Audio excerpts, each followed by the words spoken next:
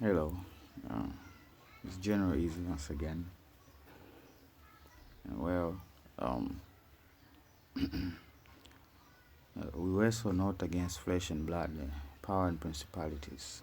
Yeah, let's try to understand this. Okay, this portion of line is trying to tell us the nature of our enemy, right? It's a power and it's a principality. Yeah, powerful angelic beings and systems. Yeah, that's what it means. Powerful angelic beings and systems.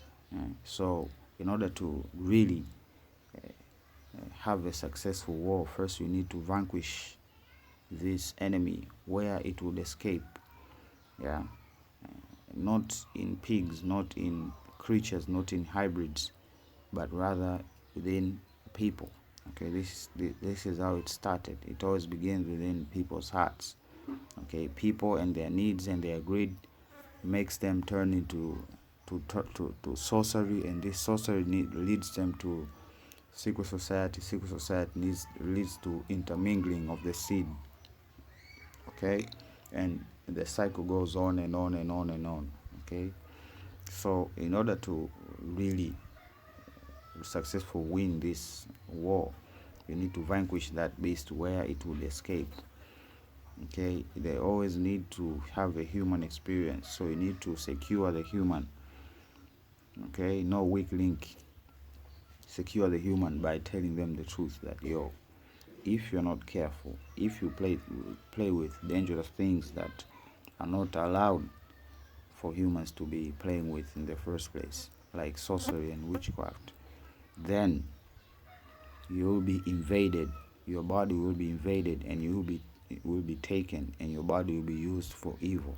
And these evils you have to answer for them, because you gave up your vessel willingly to these entities for I don't know whatever reason.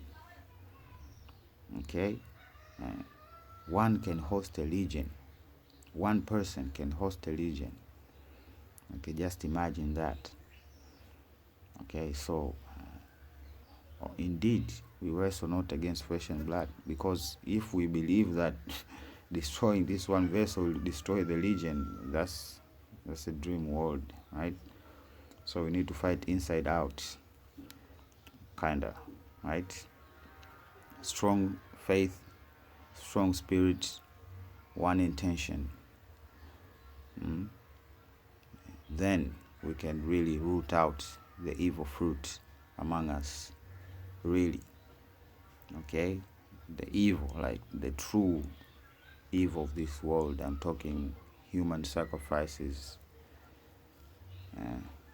all of the nasty stuff that God is really not happy with. Okay? He's not really happy with. Okay? So any move they make, or they have been making since this new threat has occurred, this threat of God's kingdom here on earth, they run back to their old system, okay, in order to suppress, right, to suppress the kingdom of God. Yeah. So he needs to lessen the people, to keep them locked up, to interface with technology in order to acquire the control over the person within. Yeah. And then this vessel will then be used to wage war against the saints. Okay, and whatever comes out of that war, they keep their fingers crossed. They ignore the prophecy, because free will. Yeah, I don't know which is more powerful, prophecy or free will.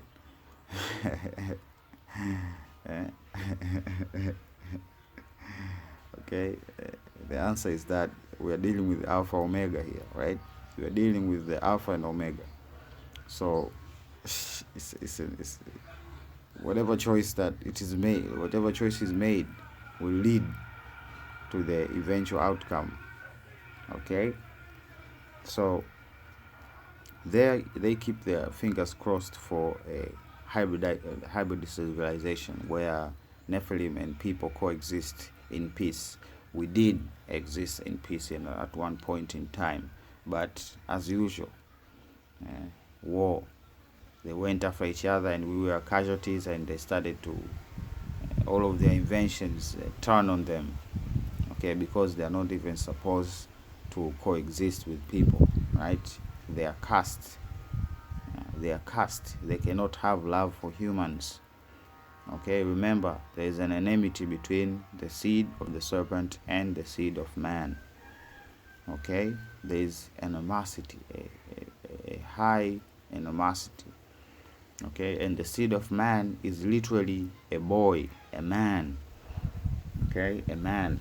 So all of these movements, like, I don't know, the feminist movements that supposedly just renders women alone and lonely and single mothers, and the society seems like, it is fine. No, they are leaving you alone so as they can come to you. Okay, this is isolation. Okay, so they are weakening the men, they are killing the men in war everywhere, right? And then they leave the women alone. Then they can swoop in and start mating with them and just spreading their seed. Then their seed will spread their seed on the remaining of civilization. Hence, we have lesser people. Then what do you think God will do to that? Okay, when the seed of man nears an end, if there are, I don't know, 100 people left or 1,000 people left, pure, no hybrid blood in their situation, a cleanup job needs to happen. Okay, here the devil sees it as a win-win. Yeah, a cleanup job, because wherever the cleanup is, he will be there. Yeah, and then a new generation begin. Yeah, a cleanup job can be, I don't know, fire, water, or any other creative way, even a stone cast from heaven. So a new generation begins. Few people, pure breed, yes, they begin to reproduce, and then the number grows, science grows. Now they figure out DNA, they start making Nephilims. And the Nephilims get into power because they are basically angels, right? They trick them into lessening the number of the people to increase their influence, and then it keeps going on. The cycle is going on like that, right? So they usually come to civilization. How they make a civilization? They start with a single kingdom, yeah, be it Mayan, Kush, Aztec, or whatever. They give it technology, they give it agriculture, trade, transport, armies, tax, machines, medicines, and belief systems. Yeah, belief systems, and there are many more, but these are important to create a powerful civilization that will be ready to conquer other civilizations, to put them under the same king. Yeah, so they make these kingdoms, they raise up these kingdoms against Israel. Yeah, they raise up against Israel, and they basically just destroy and kill everything. This is their nature. Yeah. Now I don't know what the definition of demon is, but that's exactly what a demon is. Okay, I don't know if you have seen a possessed person. They're basically acting like an animal. Okay, that's the telltale sign. They're acting like an animal. Yeah. So right now they're losing bad. That's why we see them acting like that. They want to have everything at once. because they have a short while. So do not get tricked into forming a hybrid civilization. Okay, you Masons, you Babylon, you have been garnering our, I don't know if that's the right term, you've been assisting our destruction. You have been assisting our destruction by making these hybrid pacts. Okay, because a hybrid civilization is just exactly that, a hybrid civilization. No place for humans, pure breeds. There's no place for them. Right? Because, again, these Nephilim have both human nature and angelic nature. Okay, and the one which is powerful there is the angelic nature. Okay, the human part is just a vessel. The soul within, okay, it's just a philosophical, not just a philosophical, but a theological question. If an angel mate with a woman, will then God put a human soul within that vessel? In my opinion, he will not. That's why the judgment was given to them. Okay, this vessel is impure to host a... This process is not automatic. Yes, we can agree at least upon that. That these souls coming here to earth and entering the human world is not an automatic system that, has no supervision. That goes against our belief that there is a God out there, right? So if this vessel is spliced between, I don't know, a human and a reptile in whatever degrees, right? Maybe more human and little reptile, maybe more reptile and less human, whatever. But either case, it is both of these creatures, right? Do you think then God will take a human soul and put it inside this vessel? I don't think God will do that.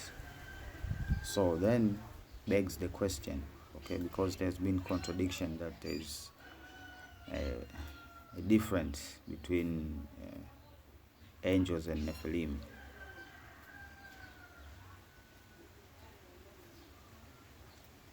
But in what dimension are you talking about? In the human dimension, in the visible dimension, yes, there is a difference. If an angel was standing here and a Nephilim was standing here, there will be a difference, right? Because an angel is an angel, but a Nephilim is an angel within a vessel. Okay, that's why they can teach and provide technology and all of this, right? But at that time, it's just an act. It's just an act. Okay, their hatred for humanity is.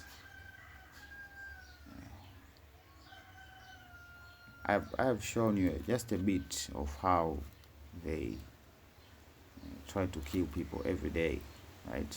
So we need to wake up to their existence and stop falling for whatever stupid human division that exists, because it only exists to help cover up their hands in the human tragedy story.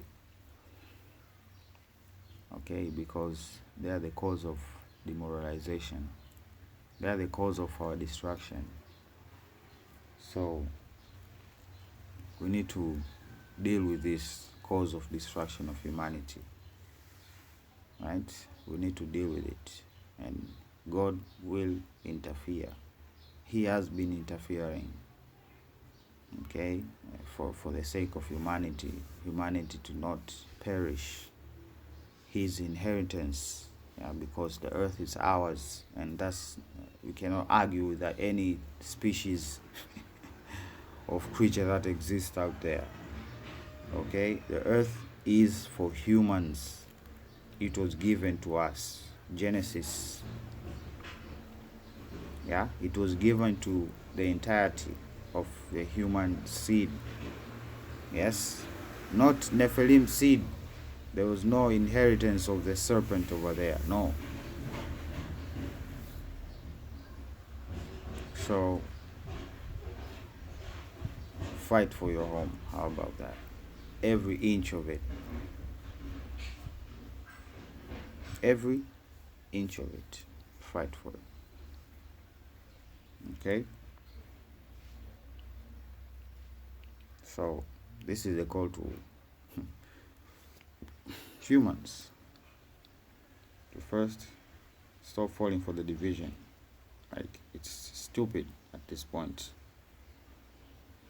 It's absurd.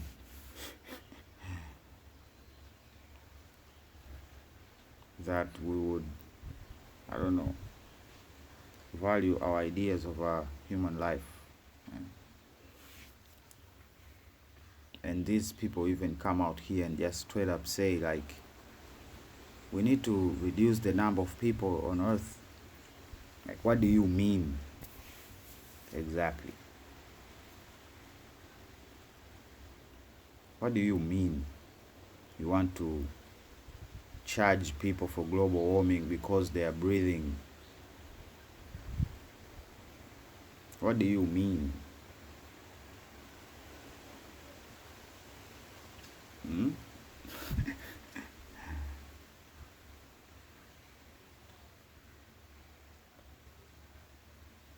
General Easy signing out. Bye.